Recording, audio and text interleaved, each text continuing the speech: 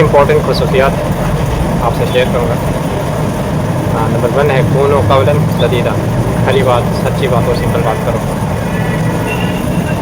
Speak always good words, हमेशा अच्छे अल्फाज कहो। तीसरी जो इम्पोर्टेंट खसूसियत है वो शिकायत हमेशा अल्लाह ताला से किया करें। आप दुख दर्द परेशानियाँ डिप्रेशन के पहाड़ों के नीचे दबे हुए हैं, तो कोशिश करें कि जो शिकायत है ना लोगों के पास नहीं, रिश्तेदारों के पास बैठ कर रोना धोना नहीं करें। अपने जो भी दुख हैं परेशानियाँ हैं तकलीफ हैं अल्लाह के सामने बैठ कर डिस्कस करें। कहते हैं याकूब अलैहिस्सलाम ये कहा करते थे, उनके जितनी भी परेशानियाँ हैं दुख हैं दर्द है तकलीफ़ थी ना, वो कहते थे मैंने लोगों से शेयर नहीं करनी, वो कंप्लेन अल्लाह के सामने करने की कोशिश करते थे। वो कहते थे मैं कंप्लेन करूँगा उस रब करीम के सामने, उस परवरदिगार के सामने, उसके सामने मैं शिकायत करूँगा, वहीं मेरी शिकायत को सुलझाने वाली। देखिए ऐसा भी नहीं है कि आपको दुख परेशानी डिप्रेशन है तो हर बंदे से शेयर नहीं करें, ऐसा नहीं है। अच्छे लोगों के साथ शेयर करें तो अच्छे लोग आपकी हेल्प करने की कोशिश करेंगे, आपको हौसला देने की कोशिश करेंगे। लेकिन आप हर बंदे को अपने दुख परेशानियाँ डिप्रेशन जो भी मुश्किलात हैं वो बताना चाहेंगे या बताते चले जाएंगे तो या तो वो आपको मजाक उठाएंगे या आपको ताने देंगे या आपको कहेंगे कि ये पागल है दीवाना है। हमेशा कामयाब तरीन जो लोग हैं ना वो अपनी शिकायत अपनी जो भी परेशानियाँ वो किसी दूसरे के सामने नहीं शेयर करते, सिर्फ कंप्लेन अल्लाह के सामने करते हैं। कोशिश करें कंप्लेन जो भी कंप्लेन लोगों के पास नहीं है अल्लाह ताला के सामने कंप्लेन करें, अल्लाह ताला के हुजूर हाज़िरी और कंप्लेन किया करें। कहते हैं आपका जो कल है ना कल बदल देने वाली ज़ात अल्लाह ताला की नाम है। दिल बदल जाए, हम मुख्तलिफ लोगों के पास चले जाते हैं, मौलवी के पास चले जाते हैं। हमारा बहैसियत इंसान बहैसियत मुसलमान आम ट्रेडिशन चल रहा है ये दिल बदल करने के लिए यानी इंसान को बदला देने के लिए बदलने के लिए किसी पीर फकीर के पास चले जाते हैं। ऐसा नहीं किया गया। कहते हैं इंसान का जो दिल होता है ना अल्लाह ताला के हाथों के अंगुलियों के बीच में होता है, किसी भी वक्त ये वो दिल मरोड़ दे, दिल बदल दे। उसके हाँ कोई अजाइब नहीं है क्योंकि अल्लाह ताला ही बादशाह है। अल्लाह ताला ऐसा बादशाह है आप उनके सामने जाएँ गिड़गिड़ाएँ रोएँ तो वो अल्लाह पसंद करता है। आप किसी दुनियावी बादशाह के सामने चले जाएंगे ना उनसे शिकायत करेंगे, एक दिन जाकर शिकायत करेंगे तो वो तो सुनेगा, अगले दिन जाकर वहीं शिकायत करेंगे, दूसरे दिन शिकायत करेंगे, तीसरे दिन तो वो तो आपकी एंट्री ही बंद करवा देगा, वो आपको अंदर ही नहीं छोड़ेगा। भाई रोज़ रोज़ आपने ये क्या तमाशा लगाया। देखिए मैं एक टीचर हूँ, बहैसियत टीचर, जो नालायक बच्चे होते हैं ना वो मेरे पास आ जाएंगे अगर कोई चीज़ समझ नहीं आ रही उनको सीखने के लिए, सर हमें ये समझ नहीं आ रही ये सिखा दें, तो मुझे खुशी होगी क्योंकि मैं पसंद करता हूँ ऐसे स्टूडेंट्स को। लायक स्टूडेंट मेरे पास आएंगे तो अल्लाह ताला की ज़ात जो है ना गुनहगार बंदों को ज़्यादा पसंद करती है। अगर कोई गुनाह करता है ना, गुनाह करने के बाद उस पर उसकी आंखें खुल जाती हैं, वो नादिम हो जाता है और अल्लाह ताला के सामने चला जाता है, इस्तग़फ़ार करता है, तौबा करता है, तो उस पर अल्लाह बहुत बड़ा खुश होता है। अल्लाह ताला की जो सिफ़ात हैं उनमें से एक सिफ़ात है अस्सलाम, सिक्योरिटी प्रोवाइड करने वाला। अल्लाह ताला अपने बंदों की सिक्योरिटी प्रोवाइड करता है, सिक्योरिटी करता है, अपने बंदों को परेशान होने नहीं देता है। सूरह ताहा में मूसा अलैहिस्सलाम की जो गुफ्तगू थी ना अल्लाह ताला से जो गुफ्तगू उसके बारे में बयान किया गया। अल्लाह ताला ने मूसा अलैहिस्सलाम से पूछा मूसा तुम्हारे हाथ में क्या है।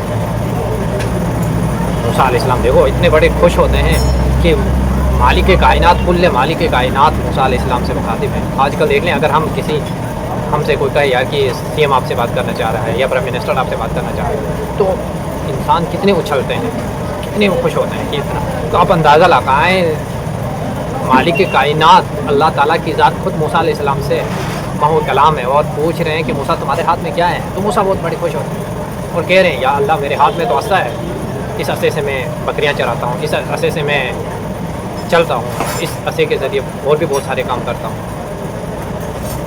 सही है ना। तो ये सारी चीज़ें मूसा अलैहिस्सलाम अल्लाह ताला को बता रहे हैं। इसका मतलब ये है हमेशा याद रखें इंसान की हर बात अल्लाह ताला के यहाँ गैर अहम नहीं है, हर बात अहम है। इंसान जो बात करता है जो काम करता है वो गैर अहम नहीं है, अहम है।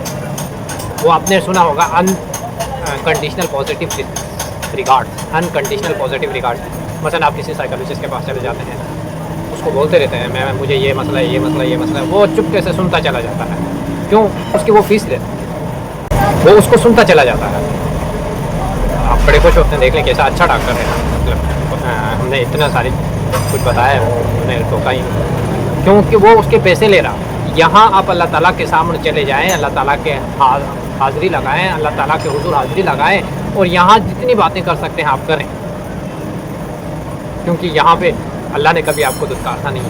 اللہ آپ کی دعا سن لے گا، آپ کی فریاد سن لے گا. یہی فرق ہے کامیاب و ناکام لوگوں میں، کہ ناکام لوگ ڈنڈورا پیٹتے ہوئے چلے جا رہے ہیں کہ دنیا میں ہر بندے کے پاس، رشتہ دار کے پاس، اپنا پرایا یار دوست، ہر کسی کے پاس یہی بولتے چلے جاتے ہیں، یہی کمپلین کرتے ہوئے چلے جاتے ہیں کہ ہمیں یہ پریشانی ہے، یہ دکھ ہے، یہ ڈپریشن ہے. لیکن جو کامیاب لوگ ہوتے ہیں نا، وہ ایسا نہیں کرتے، وہ ہرگز ایسا نہیں کرتے. اپنا غم وہ شیئر کرتے ہیں، ضرور شیئر کرتے ہیں، لیکن کس سے؟ اللہ تعالیٰ سے.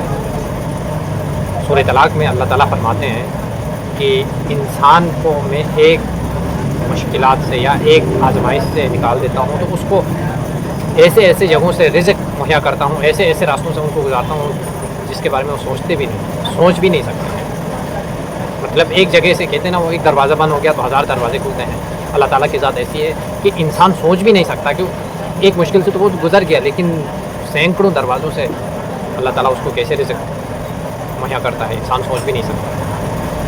ایک اور بات آپ کو بتا دوں، استغفار جن لوگوں نے اپنا شیوا بنایا نا، جنہوں نے اپنی زندگی میں استغفار کو لازمی قرار دیا، یقین جانیں وہ زندگی میں کبھی کامیاب نہیں ہوتے. استغفار میں ہی ہر مسئلے کا حل ہے. حدیثوں میں ہے کہ کوئی بندہ رسول کے پاس آئے ڈفرینٹ قسم کے پرابلمس لے کے نا، تو انہوں نے بول دیا کہ آپ جا کے استغفار کریں، اللہ سے معافی مانگیں.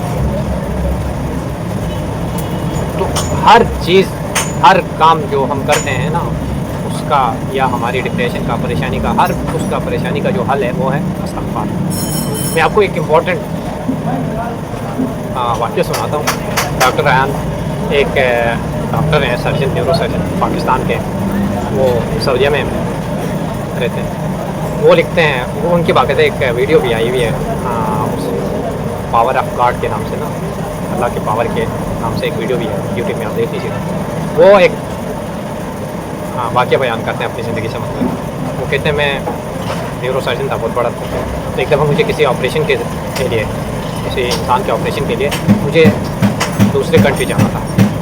ہم گئے راستے میں، اب بحری جہاز میں جا رہے تھے، اتنی خطرناک طوفان آ گئی، وہ جہاز کو کنارے پہ لگانا پڑا، کنارے پہ سائڈ کیا.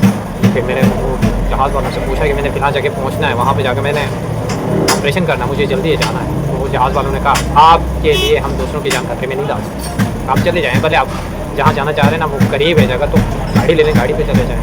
کیرا میں گاڑی لے کے چلا گیا. گاڑی لے کے میں جا رہے تھے، طوفان اتنی خطرناک ہو گئی، ایک گھر کے سامنے جا کے گاڑی کھڑی ہو گئی، آگے چلا نہیں جا سکتا تھا. ہم نے دروازے پہ نوک کیا تھا. ایک بوڑھی خاتون جس کے چہرے پہ جھریاں، کافی ایجڈ عمر رسیدہ خاتون نے دروازہ کھولا. ہم نے اس سے عرض کیا یہ مسئلہ ہے، طوفان ہے، ہم آگے نہیں جا سکتے ہیں، ہو سکتا ہے ہم آگے چلے جائیں تو ہماری گاڑی کو کوئی حادثے کا شکار ہو جائے، کوئی حادثہ پیش آئے، آپ ہمارے لیے جگہ دیں، ہم بیٹھ کے یہاں پہ کھانا کھائیں گے اور نماز وغیرہ پڑھیں گے. تو اس نے کہا جی آ جائیں، بالکل اندر آ جائیں. انہوں نے جگہ دے دیا. اندر دیکھا تو ایک بچہ زمین پہ لیٹا ہوا ہے. وہ عورت اس کے سر پہ ہاتھ ماری. پوچھا کہ یہ بچے کو کیا ہوا؟ تو وہ بڑھیا کہہ رہی ہے اس کے ماں باپ ہیں نہیں، میں دادی میں اس کی، تو میرا ولی وارث نہیں ہے، بچہ ہے، تو اس کی علاج کے لیے میں پریشان ہوں، اس کے سر کا مسئلہ ہے. تو میں ہاسپٹلس میں گئی ہیں، ڈاکٹروں نے کہا فلاں نیورو سرجن کو دکھائیں. اب وہ نیورو سرجن کے پاس جانے کے لیے میرے پاس پیسے بھی نہیں ہیں، اور اس سے مجھے اپائنٹمنٹ لینے کے لیے ٹائم بھی نہیں ملا، اتنا رش لگا ہوتا ڈاکٹر کے پاس. وہ ڈاکٹر آیان نے پوچھا اس کا نام کیا ہے، ڈاکٹر کون؟ تو کہا یہ ڈاکٹر آیان ہوتے ہیں.